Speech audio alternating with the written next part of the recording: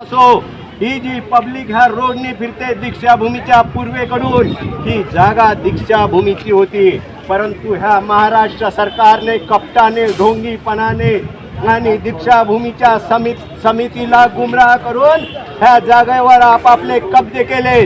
दीक्षाभूमीवाल्यांनी ह्या बौद्धांनी जागेची मागणी करू नये म्हणून कृषी विभागाच्या जागेवर यांनी आता बांधकाम सुरू केला आवश्यक नसतानाही खाली 80 क्वार्टर ह्या कृषी विभागाच्या जागेवरती खाली क्वार्टर पडलेले आहेत। तिथले कुत्रे जण मारतात। माता कचेरीच्या परिसरामध्ये या लोकांनी बौद्ध जनतेने मागणी करू नये म्हणून मेट्रोसाठी जागा दिली।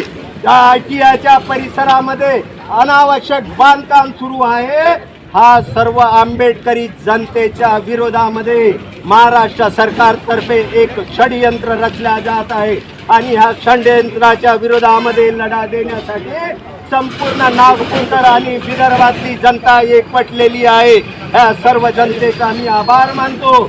तुमच्या ऐक्याने तुमच्या एकजुटीमुळे महाराष्ट्र सरकार निश्चितच दखल घेतल्याशिवाय राहणार नाही आणि जर त्यांनी दखल घेतली नाही तर 15 दिवसाच्या नंतर आम्ही पुन्हा निर्णय घेऊन प्रचंड आज निसर्गाने महाराष्ट्र सरकारला साथ दिली, परंतु येणाऱ्या दिवसामध्ये हा पाऊस प्रचंड पाऊस आल्यामुळे महाराष्ट्र सरकारने खुश होऊन जाता कामा नये। येणाऱ्या 15 दिवसाच्या नंतर आम्ही ती जनता अशाच पद्धतीचं आंदोलन पुकारून मोठा लढा महाराष्ट्र सरकारच्या विरोधात आणि केंद्र सरकारच्या विरोधात लढणार आहे।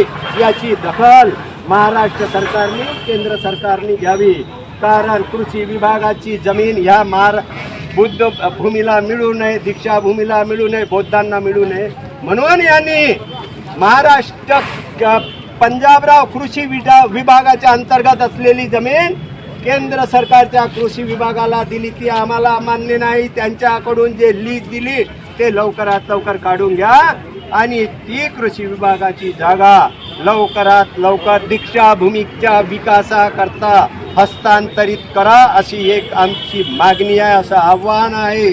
आपण लवकरात लवकर त्याची पूर्ती करावी अशा हा प्रचंड उपस्थित जनसमूहाच्या समोर मी मागणी करतो।